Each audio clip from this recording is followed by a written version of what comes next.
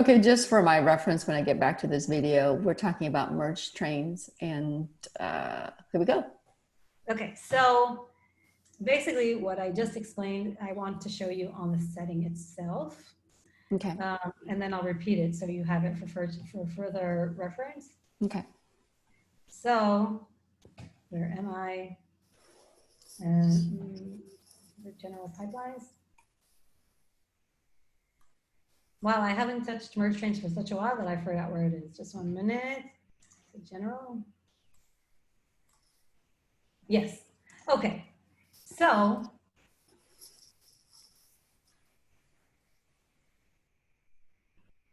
this was the first thing that was added in terms of merge trains. It's merge pipelines will try to validate the post-merge results prior to merging. This previously was some kind of technical mumbo jumbo that said merge ref something something, but if you say merge ref, that means it's a merge train. Okay, so basically what we want to do is we want to check that the merge request is validated on the previous merge request result. Basically, that's what it means. Is the order of the train, when something gets added, it keeps it in that place? Let's say I did a commit and it puts it on the train, but then I go back and do another commit that makes that change. Does it remove it from where it was in its place on the train and move it back further? Yes. Okay. I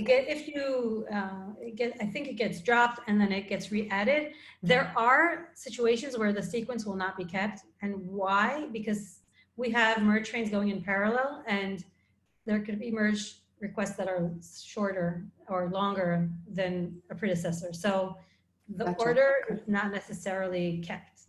Okay. Like you don't have to wait for results or something. Like the order may be a little bit mixed up. There's a blog post that I wrote about it, and it actually has a really nice diagram. Let me check for that. Okay, I'll read that. Merge trains blog.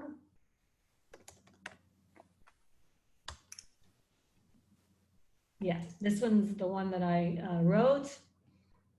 And basically you can see here a diagram. So user creates MR1, it gets merged. The next one, it's the merge request is MR1 plus MR2.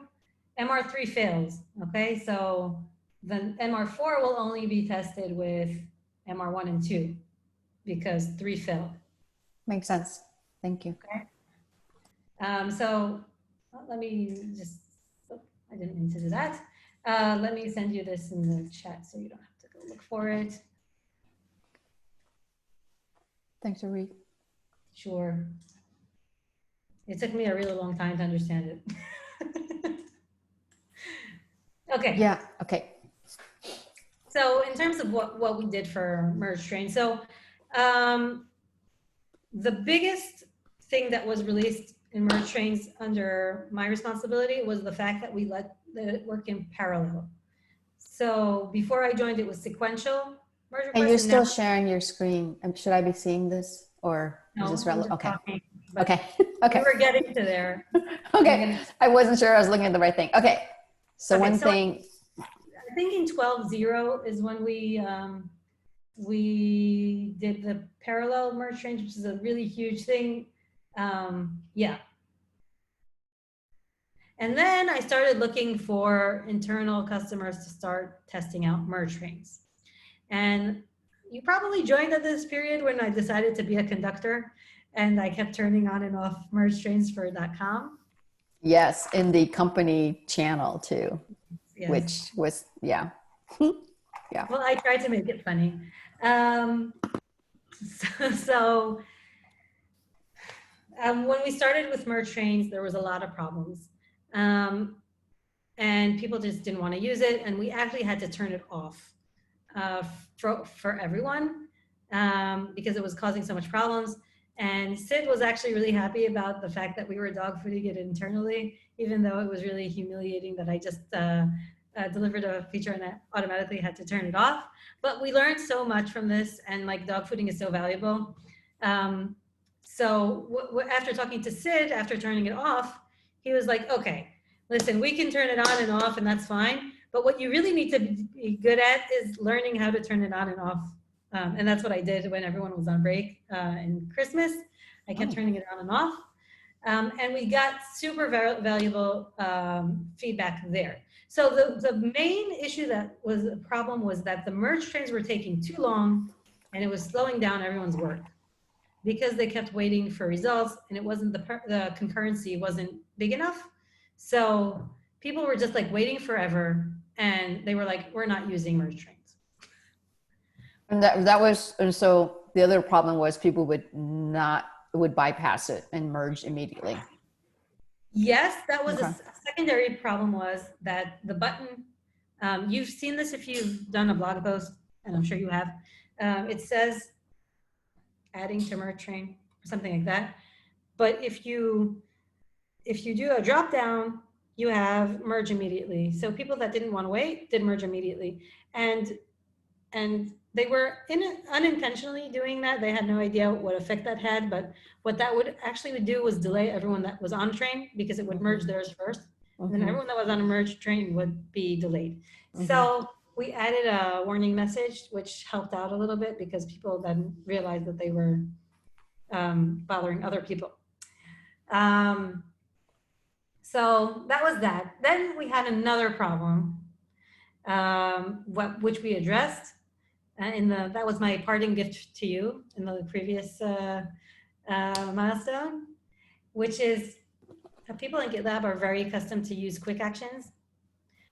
So in the merge request, they would do /merge, which merges asks the MR to merge itself, but they don't like pressing buttons. So they would just do /merge as a quick action, and /merge was not designed for merge train. So it actually did merge immediately. And so we changed the behavior so that if there's a merge train enabled, it adds to the merge train. It doesn't merge immediately. So basically people were doing this and also had no idea they were doing it. And when you do /merge, there was no way also to give you a notification because, you just do /something enter, right? So that was my parting to you. Oh, thank you. So that action is changed, that it adds to merge train to not merge. Okay. Awesome. Thank you. And I think people are pretty happy with it. I've heard really good feedback. There's some other teams that are using it. I don't remember exactly off the top of my head, but you can check that out on the merge train channel in Slack.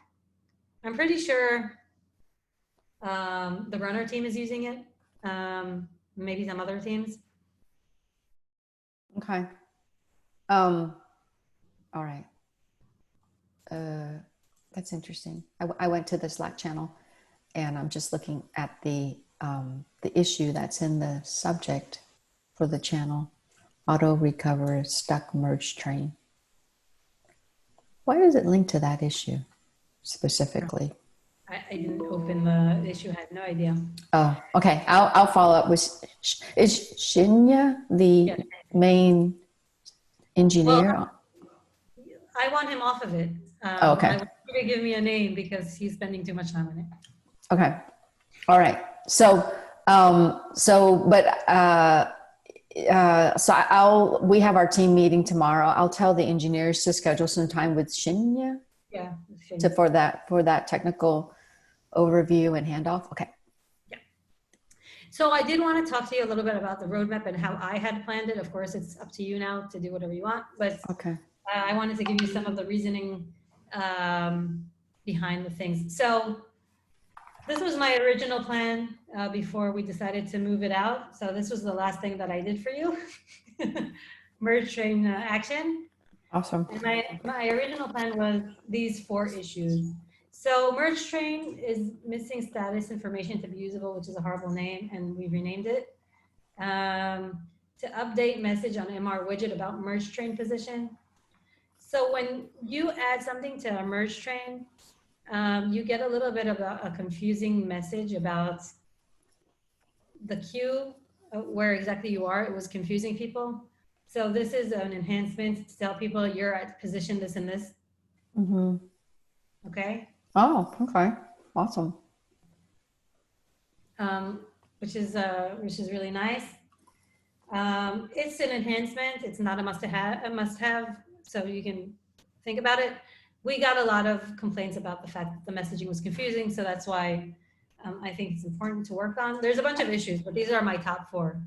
Hey, why are is in parentheses the milestone that it's intended for? Because the one you just opened, it has 12:9 in parentheses, but it's still open. Yeah, we didn't touch these. That's why they're scratched out. Oh, I'm sorry. That was your plan to originally to maybe get it into that milestone, but okay. Mhm. Yeah, I told you on a different call that I work with quarterly goals. Gotcha. Yeah. Okay. Yeah, so this one's a little bit more complex. I'm going to leave it for later, just 1 minute. Let me open all the four. This one, let's start with this one. It's really easy. So here's a problem. Sometimes your merge request gets dropped from the train, but there's no notification and you have no idea what's going on. So basically, you're just waiting for something to happen and doesn't happen.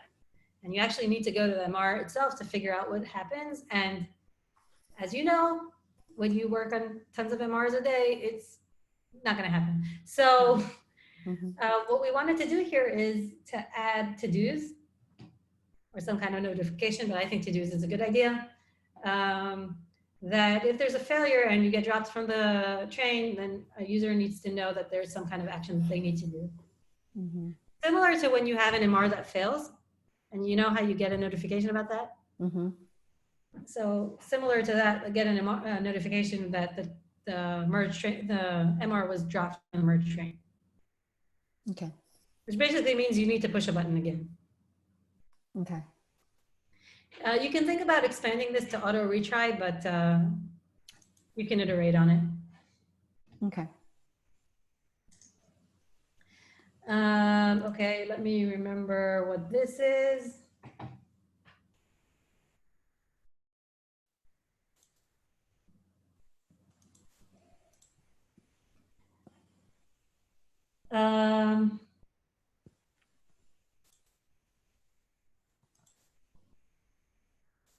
Yeah, so this is a request from Nathan. He's a developer in Jackie's team who has been using this internally, and he found that he has some missing APIs in order to use this functional in scripts, which is always a great feedback that probably our users needed as well. So what they're saying here is that when you do /merge, have some additional APIs for merge when pipeline succeeds and add to merge train when pipeline succeeds. So instead of, in the previous issue, we saw that someone actually needs to push a button. Don't do that, just have it in API.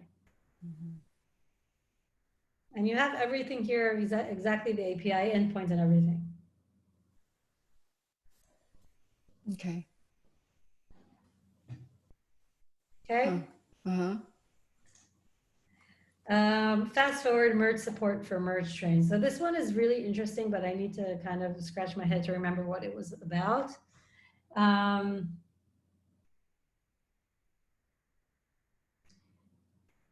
Yeah, so this is a problem, you know, from CI, where fast forward merge means that you do want to keep your sequences of MRs. So you have A always has to be before B, and it'll wait for B, for A, sorry, right? When you set fast forward in the settings. And the problem is that when you need to rebase, you kind of need to do everything again, right? And the merge request needs to be rebased every time master changes. I'm sure you've encountered that yourself when you worked on an MR and then you try to merge it like 3 weeks later, and then you need to rebase, which really sucks. Yeah. So yeah. basically, fast forward merge support for merge trains eliminates any manual work that you need to do, because basically it just keeps everything up to date all the time. It does it for you. So it's a really interesting issue. and there's been a proposal, there's a weight on it, it's like ready to go. This is a really powerful feature in my mind. Okay. And you can see like the difference between how it works without a merge train and with a merge train. Like, everything here is described. Okay, thanks. So those in my mind are the top four, besides the bugs that keep coming up. There's like a ton of things that we can expand. There's like a really interesting discussion about having a dashboard, which is like, let's say you have a merge train and you're added to position 5, like I showed you in the first issue. Mm-hmm. Maybe you want to know everything that's on the merge train itself. You want to see a list of MRs and link to it and be able to see everything that's going on with the train itself. So there was some idea. I think there's even an issue open for it, that there's a landing page and you can see the description of everything in the train, which is also really cool. And at least some of the customer conversations that I had about it, people were really excited about that. Okay. Very useful. So, so these are the top four. Thanks for delivering that quick action one. There's, when I search on so I should be able to find all of them using the category merge trains label, right? Yes. Okay. So right now there's 39 of those open. Yeah. I'll manually force rank these to put those four that you mentioned at the top if they aren't already. Well, you could check. I think they already have a priority, release P2 or P1. I think yeah, I see two of them at the top there with that priority. I'll end up removing. Do you so since all of these, I think you've at quick glance you've moved them over to group continuous integration. Do you want to? Do you use that label for any list that you run that we should go and remove release P2 and release P1 from those? I use release priority labels for all my issues, but it doesn't, like, my filters go by group, so I won't see that. Okay. Okay. So it doesn't bother me at all. Okay. You know, feel free to ping me on any issue or anything, me or Shinya. Okay. Did this like help you get a better understanding? Yeah. Yeah. You answered my key question, was what are the top ones that I should try to plan for in the near milestones. So these four will help me focus, especially since I'm looking at 39 open ones.